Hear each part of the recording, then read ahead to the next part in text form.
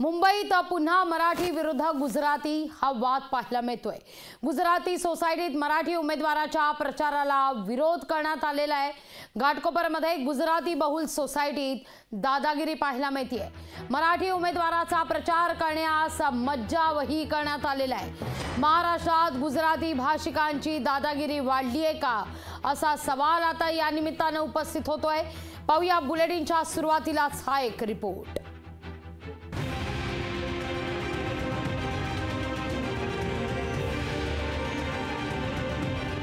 ऐन निवडणुकीच्या रणधुमाळीत मुंबईत मराठी विरुद्ध गुजराती असा वाद निर्माण झालाय। घाटकोपरमध्ये शिवसेना उद्धव बाळासाहेब ठाकरे पक्षाच्या कार्यकर्त्यांना गुजराती बहुल सोसायटीमध्ये प्रचार करण्यास मनाई करण्यात आली। शिवाय संजय दीना पाटील यांची प्रचार पत्रकही वाटण्यास मनाई केली। हा प्रकार मराठी द्वेषातून झाल्याचा आरोप होतोय। तो क्या हुआ? ऐसा तय किया गया बिल्डिंग में जाने का नहीं समझता नहीं है यार। हम भी पार्टी वाले, मैं भी पार्टी वाला, पार्टी का मतलब बिल्डिंग का। तर याच ईशान्य मुंबई लोकसभा मतदारसंघातील महायुतीचे उमेदवार मिहिर कोटेचा यांचे प्रचार पॅम्पलेट मात्र लावण्यास सोसायटीकडून मुभा देण्यात आली। सोसायटीमध्ये प्रचाराची परवानगी असतानाही निव्वळ मराठी असल्यानंच हा विरोध झाल्याचा आरोप करण्यात आलाय। मराठी माणसाला आम्ही बिल्डिंग मध्ये प्रचार करायला देणार नाही, तर आम्ही त्यांना सांगितलं की आम्ही लीगली परमिशन घेऊन संविधानाप्रमाणे आम्ही प्रचार करत आहोत। तर त्यांनी तेथे गुजराती आणि मराठी जातीय वाद करण्याचा प्रयत्न केला। तर हे मुंबईमधील मराठी माणसाविरुद्ध चाललेलं षडयंत्र असल्याचं म्हणत खासदार संजय राऊत यांनी शिंदे सेनेला धारेवर धरलं। काल सुद्धा घाटकोपर मधल्या एका सोसायटीमध्ये जिथे बहुसंख्य गुजराती राहतात, शिवसैनिकांना येण्यापासून रोखलं मराठी आहेत म्हणून।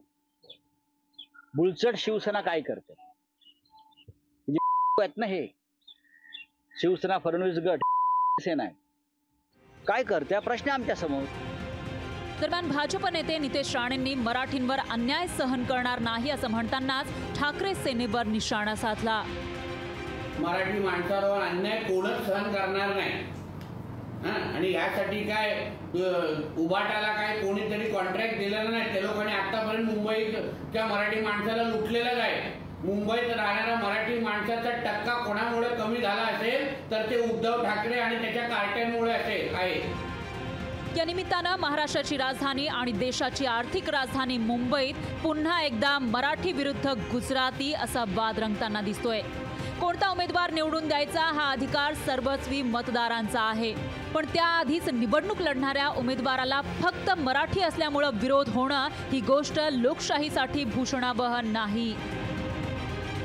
ब्युरो रिपोर्ट, लोकशाही मराठी। लोकशाही मराठी ऐका, पहा, जागरूक रहा।